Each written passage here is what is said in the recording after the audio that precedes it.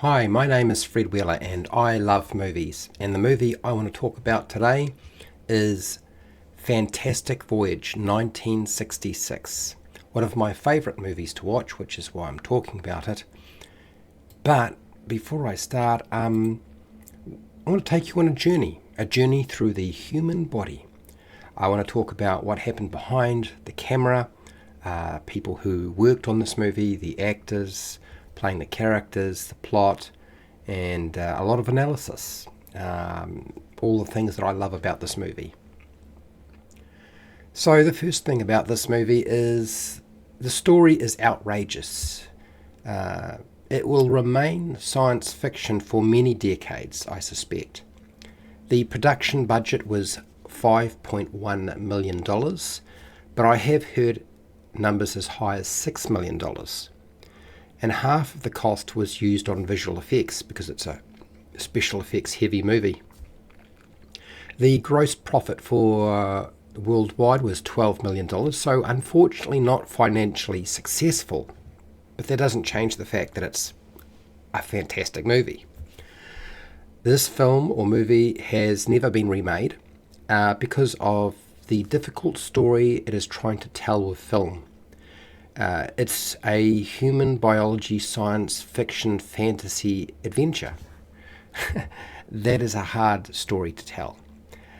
So the director was Richard Fleischer, I believe, and Richard Fleischer was an accomplished director known for a wide range of films, including 2000 Leagues Under the Sea, 1954, and The Vikings, 1958. Richard was chosen to helm Fantastic Voyage because of his proven ability to manage large-scale productions and his imaginative use of special effects. Richard worked closely with the art and special effects department to ensure that the miniature world inside the human body looked believable and consistent.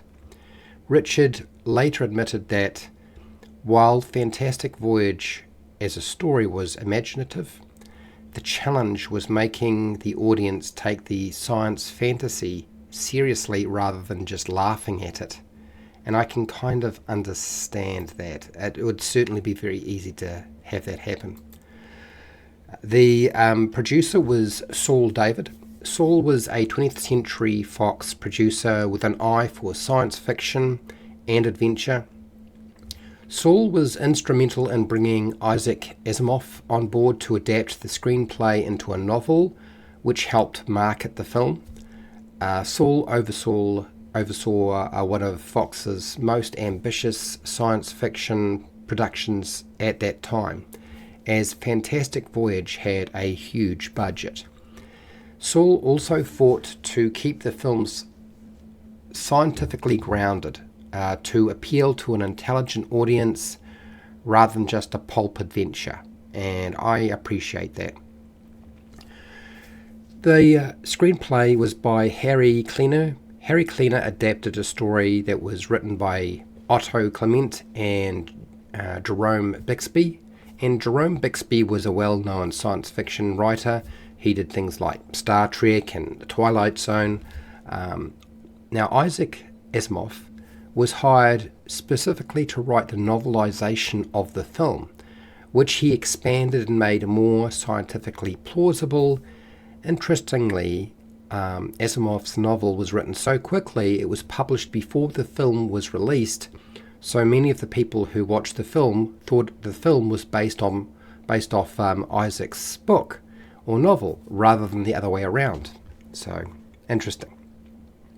The script balanced the Cold War era espionage thriller elements with a visionary science fiction fantasy world inside the human body. The editor was William Murphy, and Murphy was a respected film editor at 20th Century Fox. He had previously edited a movie called The Sound of Music, 1965, a very famous film. Murphy's editing was key in maintaining the tension during the submarine crew's journey through the bloodstream. Submarine movies are hard to make, they really are, certainly to keep them interesting. Murphy's careful pacing made the sequences like the travelling through the heart and the brain surgery, both suspenseful and visually coherent, despite the use of heavy visual effects. And then having to tie that with humans can be a task, particularly in an environment, but people don't normally see this sort of thing. It's very unusual. The music was done by Leonard Rosenman, and Leonard was an Academy Award-winning composer.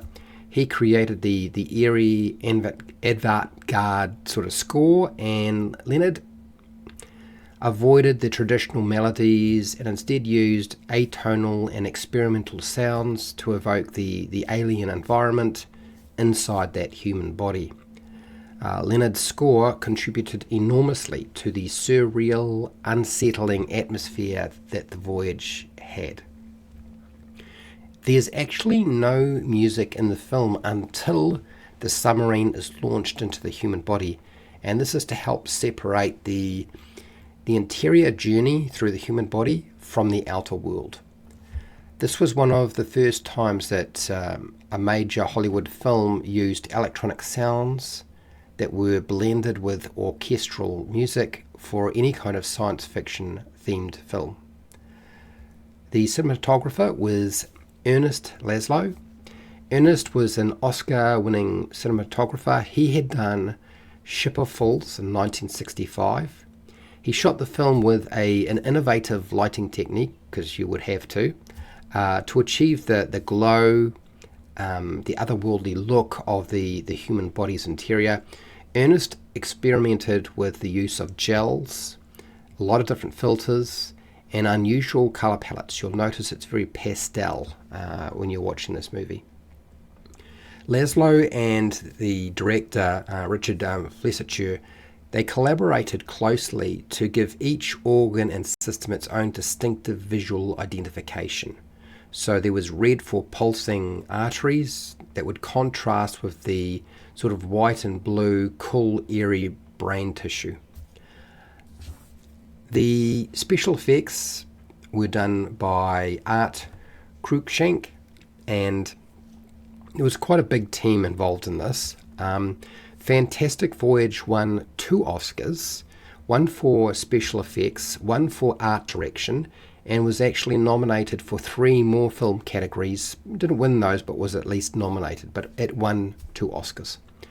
The miniature sets of the bloodstream, the lungs, the brain, were some of the most ambitious practical effects ever attempted in the 1960s. They used giant staging sets filled with coloured liquids, elaborate lighting, floating materials to create the illusion of being inside the human body.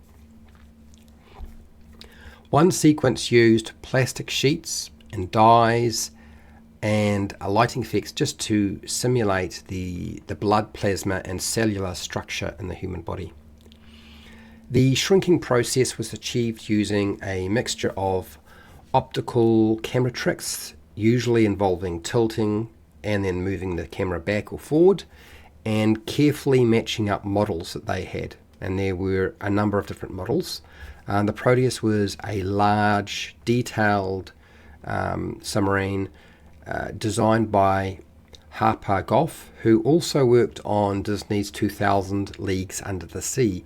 The Proteus submarine itself is that sleek look influenced future science fiction submarines and spacecraft, and they had a breakdown. They had one mock-up of the submarine that was for outside use, which was full size, and then they had a full size interior view of the submarine, and then they had smaller models to work with as well.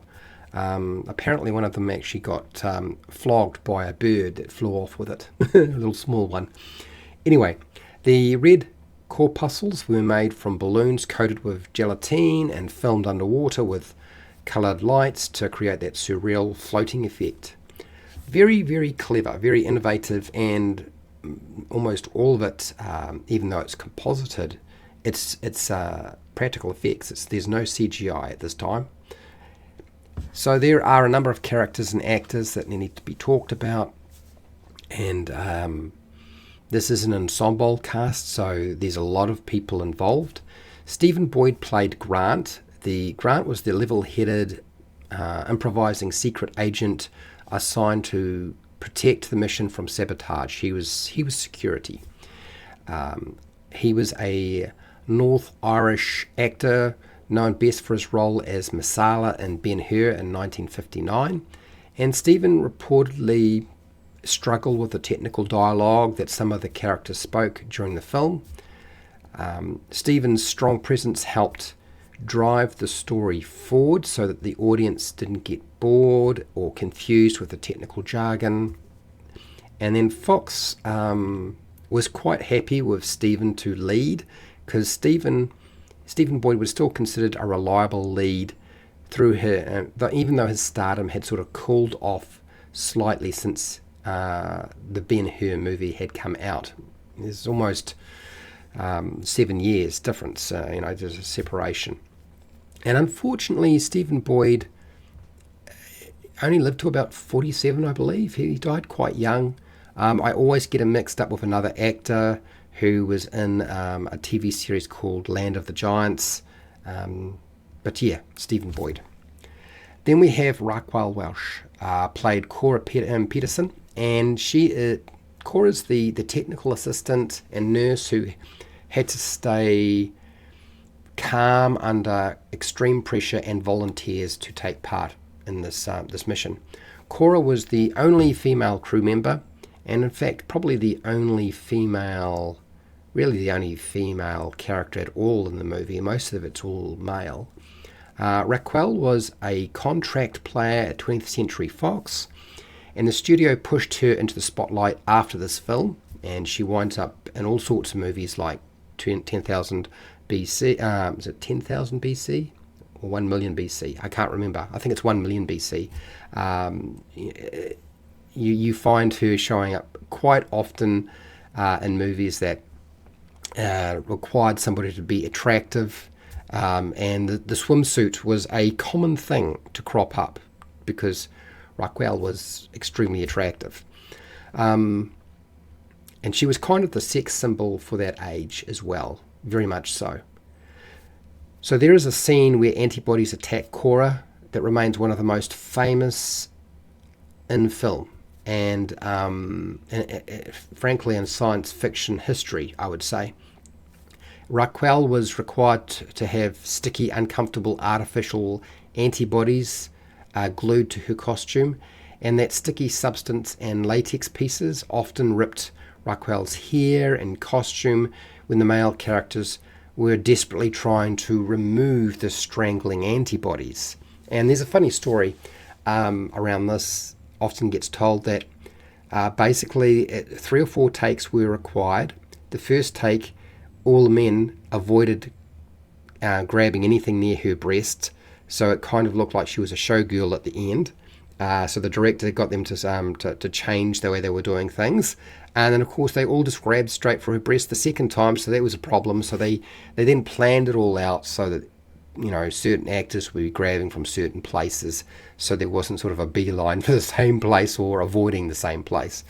So that's sort of ruled that out. Well done. Raquel Welch admitted that she didn't understand much of the biological science in the film, but treated the part seriously. And there's nothing wrong with her acting. She hasn't given a lot, but yeah, there's nothing wrong with her acting in this film. Donald Pleasance plays Dr. Michaels, the military doctor. His role is really to be very nervous. He's an arrogant scientist. He added a subtle tension within the crew, especially as his paranoia grew and he continues on his journey. Dr. Michaels is also considered absolutely loyal to the military, which later becomes quite ironic, as we'll discuss. He was a British actor known for his versatility, and Donald was later famous for playing a role called Dr. Loomis in Halloween, 1978. Donald gave the role a quiet, paranoid menace, which really fits perfectly with the Cold War suspicion running throughout the film plot. The film director praised Donald's performance, saying that Pleasance was able to make even technical jargon feel ominous. Pleasance was also in another movie called The Great Escape in 1963, showing that he had a talent for being able to integrate himself well with tension, create tension with his character, and play with an ensemble cast. And this is an ensemble cast. Arthur Kennedy plays Dr. Duval, one of my favourite characters. Duval is the brilliant scientist and surgeon guiding the crew through the human body. Dr. Michaels also is a guide, primarily as well, but the difference is that Dr. Duval is the one responsible for removing the blood clot in the brain. He'll be the one doing the surgery. So Arthur was an American actor with a long career in westerns and dramas, and he was nominated multiple times for an Academy Award. Kennedy played Dr. Duval with a mixture of sort of poetic explorer, scientific authority, and a kind wisdom. Arthur was really experienced in stage and screen, and he brings, I would say, a softer expertise to a role that could have felt like just pure exposition, because often he would explain a lot of stuff. William Redfield plays Captain Bill Owens. This is the easygoing, reliable submarine pilot who steers the Proteus through the dangerous bloodstream. He was a Broadway actor. Redfield is best known for playing a character called Harding in One Flew Over the Cuckoo's Nest in 1975. And Redfield was a favourite amongst theatre circles for his wit, versatility, and steady professionalism. And I would say his character almost blends into the movie seamlessly. In many respects, you almost forget that he's there, even though he is the pilot of the submarine. The next one is a kind of a sad story, but Edmund O'Brien played General Carter. And General Carter is the mission-focused general directing the different teams in the surgery, tracking everything, the submarine crew. He was a respected actor of stage and film who won an Oscar for a film called The Barefoot Contessa in 1954. Sadly, O'Brien's health was deteriorating during production, and he was dealing with the early symptoms of Alzheimer's, which affected his memory. This meant that some of O'Brien's lines had to be fed to him on set and probably with cue cards as his memory was fading. O'Brien's role was trimmed heavily in editing due to the lack of usable shots in his performance, but despite all this, O'Brien's authority and screen presence remains very strong in the final cut of the film. But yes, I don't know that he did any movies after this. Arthur O'Connell played Colonel Reed, and he's basically the military officer overseeing the mission from the outside, really just making sure everything's going all right with the patient's body. The colonel's role was mostly exposition and explaining the shrinking process, the mission stakes to the audience and the other characters. He was a veteran character actor, and Arthur O'Connell was often sort of cast as a gruff authority figure. I don't feel like he was that gruff, but he was certainly an authority figure in this movie. So those are all the main key characters that I think are worth actually mentioning. And this is a very tight collection of characters. We don't get a lot of sort of surplus stuff going on, really. Now, I assume that you have already watched this movie. If you haven't, I'm going to start talking about the plot. But when I talk about the plot, I like to analyse the plot, not just tell you what the plot is, because if you've seen the movie, you know the plot. So what I can say is that it's a simple plot. There's not a lot going on here, so there's nothing you can get caught up with. There's really not a lot you can mess up. So a brilliant scientist, Dr. Jane Beans, defects to the West, carrying a discovery that could change the balance of power in the world. The doctor is nearly assassinated and ends up comatose with a blood clot in his brain after his bodyguard Grant leaves him. Surprisingly, we wind up coming back to that character again. And unfortunately, surgery can't be performed normally. You have to go into the brain to be able to actually get to the clot. It's just too inaccessible. So the opening of this firmly sets the story in the Cold War espionage genre. The science fiction premise is tied to real-world tension so that knowledge is as valuable as a weapon. So now the military reveals a secret technology, a secret knowledge that can shrink people and objects to microscopic size, though only for 1 hour before they return to normal size. So the shrinking technology is the core science fiction conceit, but it's also a metaphor for the Cold War arms race. Whoever controls miniaturization controls the future, just as whoever controls nuclear bombs controls the future. It's the same sort of thing. The 1 hour limit functions as the movie's ticking clock device, and then we get our team. A specialized team is chosen to pilot the submarine, the Proteus, through Bean's body to remove that clot. And the crew is made up of Grant, security, Dr. Duval, who is the surgeon, Cora, who is the nurse, Dr. Michaels, who is actually the leader, a physician and a scientist, and deemed to be the most reliable and loyal out of everybody. And then Captain Owens is the pilot. So what this does is form a classic men on a mission, sort of an ensemble that you would get when you're having some sort of war movie. Because even though this is a journey through the human body, it is still treated very much like a submarine war movie. Each represents sort of a different perspective, one being military, another being science, another being medicine. You've also got trust and distrust. So yeah, interesting. The submarine and the crew are miniaturized and injected into Bean's bloodstream via a syringe. Now, this process in the film is done quite slow for a modern audience. Back in the day, it probably wouldn't be an issue. I think this is probably one area that probably, if they were to ever remake it, they want to sort of trim that down, because they show you everything. Everything.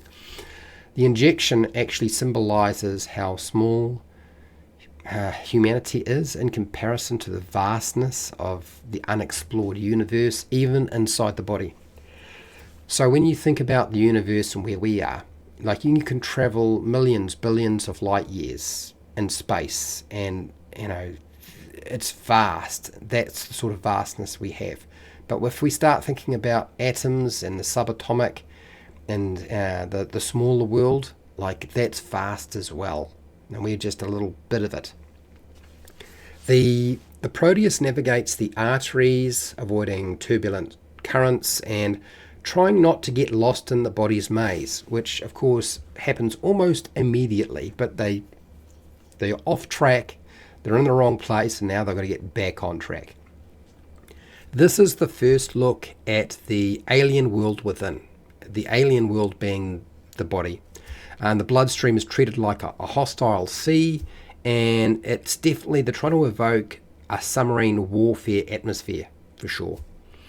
The crew must pass through the heart, and that's to get back on course, otherwise they're not going to make it. So they need to briefly stop the heart for 60 seconds. They have 57 seconds to get through and 3 seconds left to restart the heart.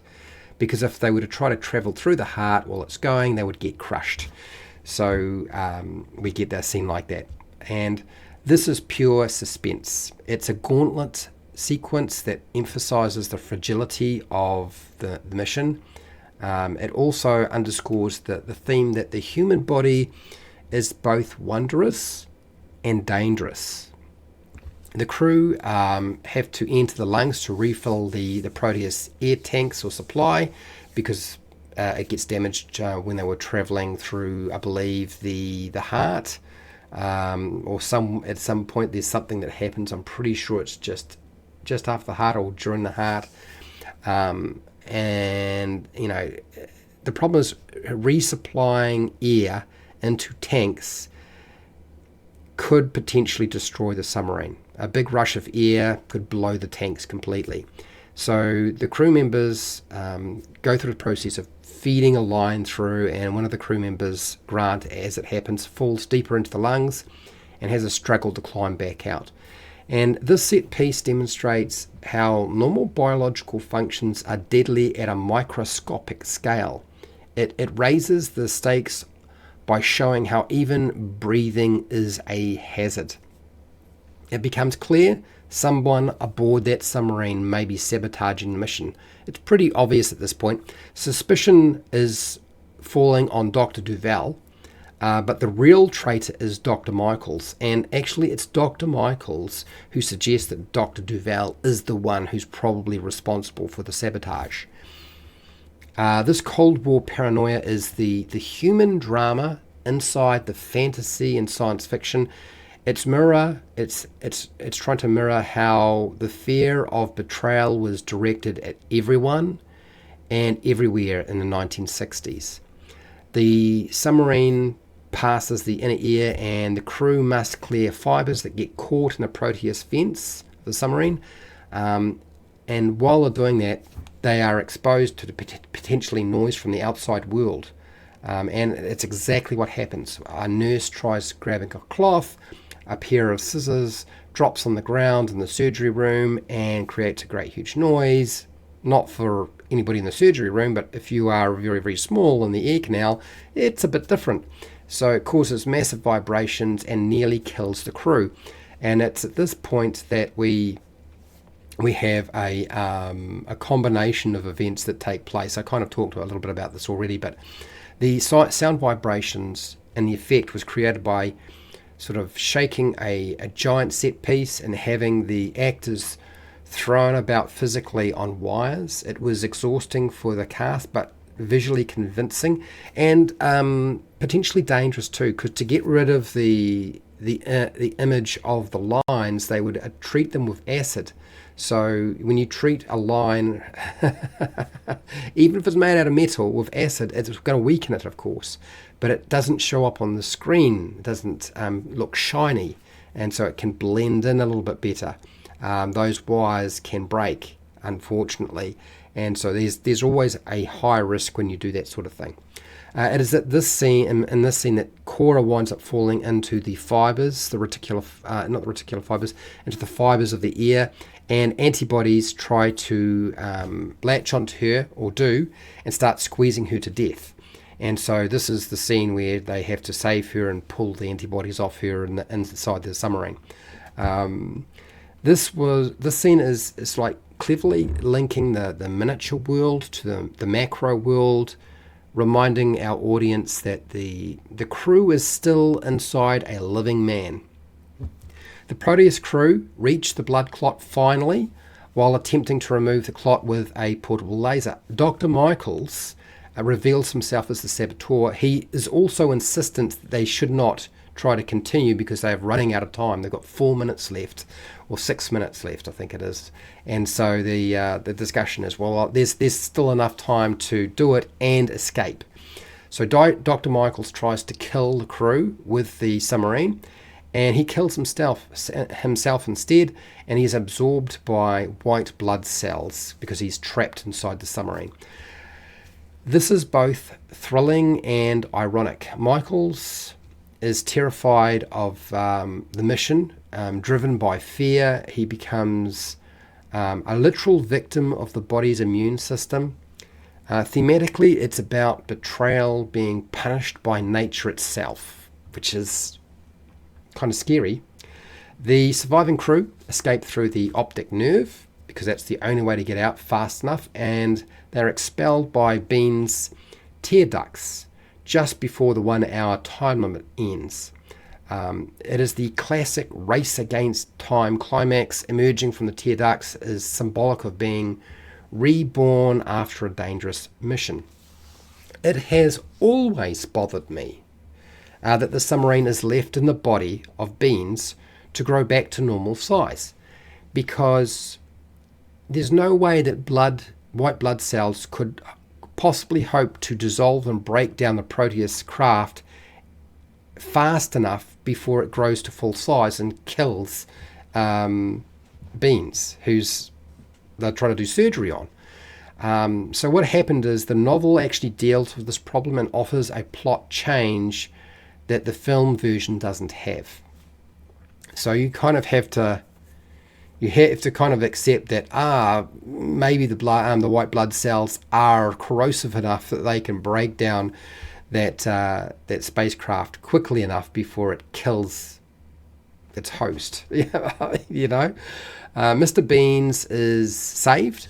Thankfully, the secret to permanent shrinking is preserved because he knows how to do it for longer than 1 hour, and the survivors are hailed as heroes.